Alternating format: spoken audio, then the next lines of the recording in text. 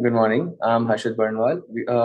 We are doing our capstone project on power theft detection system. It is a team of 4 members.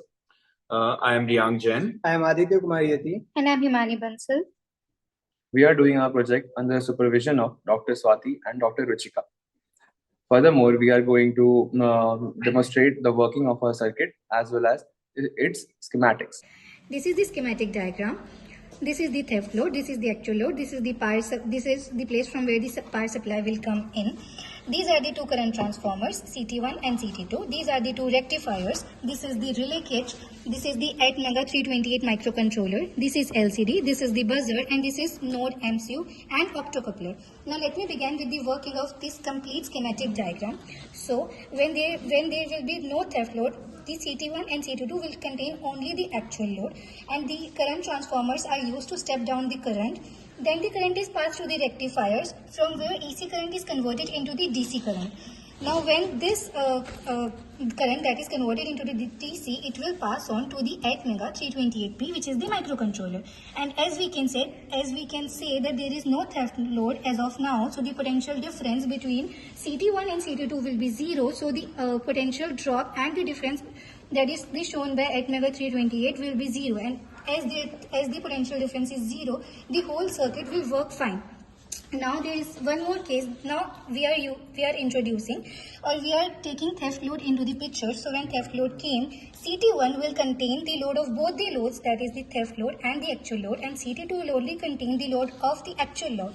Now due to this, as we can see that there is a potential difference that will be measured by the ATmega, and as there is a potential difference, this time the potential drop will not be 0, and as it is not 0, the buzzer as well as the relay kit is triggered by the ATmega 328 microcontroller, and as the buzzer is triggered, we will receive a sound wave, and as the relay is triggered, it will basically shut down the complete circuit. As this is going on, this is the node MCU. Through node MCU, we will receive the notification on our website, and a message will be delivered on the website that the theft is detected and the whole power supply is shut down. The whole circuit is divided into two cases. The case 1 consists of when there is no theft detected load, and the second case consists of when there is a theft detected. So when we plug in the power supply, the whole circuit will turn on. This is our main load. The main load is going to the two transformers. This is CT1 and CT2 current transformers. The current transformer will step down the current, and the step down current will further pass to these two rectifiers.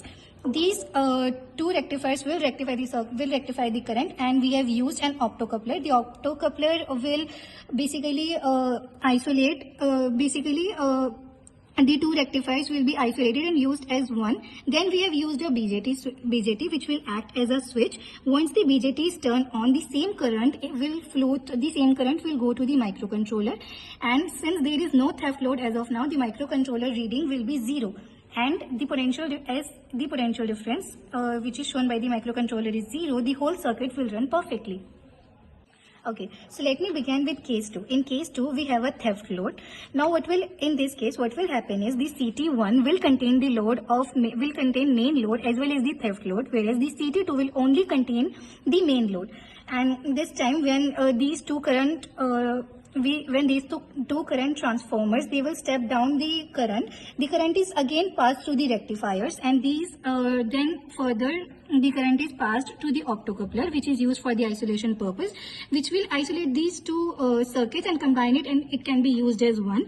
Secondly, the current will pass to the BJT, which will act as the on-off switch. Once the BJT is on, the same current will pass through the microcontroller, and at this time there will be an extra theft load, so the reading of the microcontroller will not be 0, it will vary.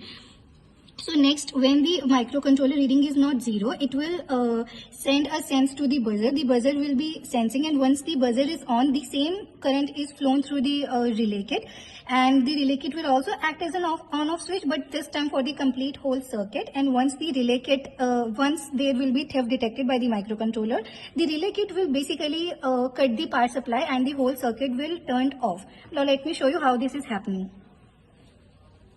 Now let me begin with the working of the complete circuit. This is the theft load. This is the transmission line. This theft load will go on the CT1.